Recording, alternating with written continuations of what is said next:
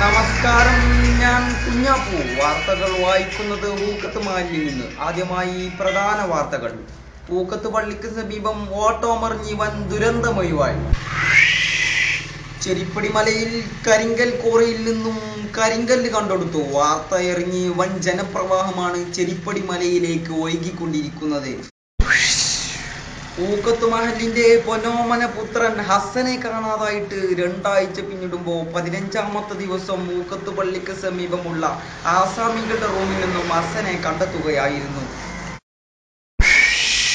വാർത്തകൾ വിശദമായി. ഒരു അപകട മേഖലയായിരിക്കുകയാണ് ഊക്കത്ത് മഹല്. ഇതിന് മുമ്പും ഒരുപാട് വാഹനങ്ങൾ മറിഞ്ഞ ഒരു പ്രദേശമാണ് ഊക്കത്ത് മഹല്. 2 ദിവസം മുമ്പ് തന്നെ ഒരു കാറ് മറിഞ്ഞ് അപകടമൊന്നുമില്ലാതെ ഒഴിവായി പോയിരുന്നു. മാസങ്ങൾക്കും വർഷങ്ങൾക്കും മുമ്പ് ബസ്സുകൾ തമ്മിൽ കൂട്ടിയിടിച്ച് ഒരുപാട് പേർക്ക് പരിക്കുകയും ചെയ്തിരുന്നു.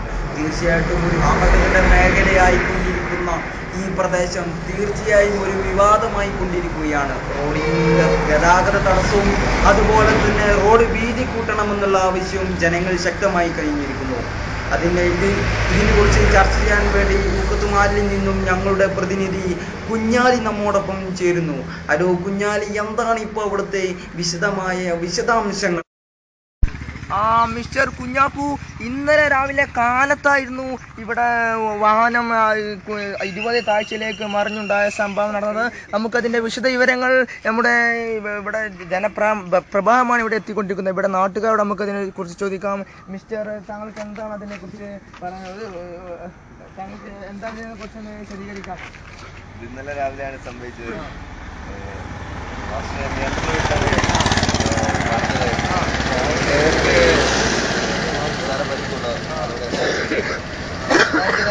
മിസ്റ്റർ കുഞ്ഞാപ്പു, അവർ പറയുന്നത് അവിടെ നിന്ന് ഇവിടെ വരെ ഡ്രൈവർ വിട്ടു, അവിടെ നിന്ന് അങ്ങോട്ട് നിയന്ത്രണം വിട്ടു എന്നാണ് അവർ പറഞ്ഞത്.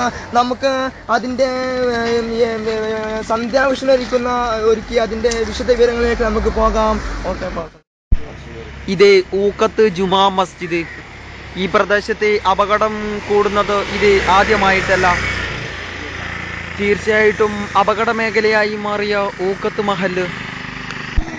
നാട്ടുകാരോട് ഈ കാര്യം തിരക്കുമ്പോൾ അവർ വളരെ നിസ്സാരമായി അവർ പറയുന്നത് ഇത് സാധാരണമായി സംഭവിക്കാറുള്ളത്.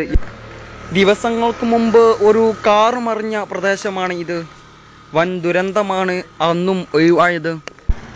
കാറിന്റെ ഇടിയുടെ ആഘാതത്തിൽ തകർന്ന കോണിയാണ് നമുക്കിപ്പോൾ കാണാൻ സാധിക്കുന്നത്. നമുക്ക് ഊക്കത്ത് റോഡരികിൽ സ്ഥാപിച്ച ക്യാമറയുടെ ദൃശ്യങ്ങളിലേക്ക് പോകാം.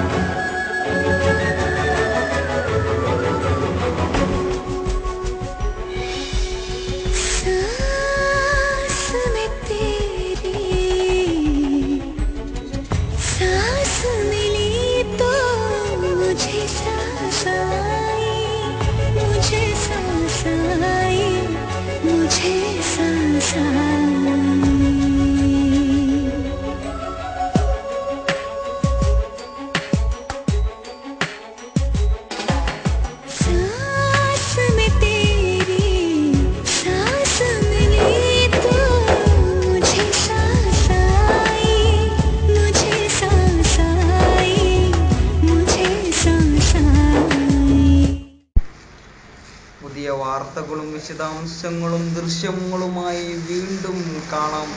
ഇനി അടുത്ത വാർത്ത അർദ്ധരാത്രി 2 മണിക്ക്.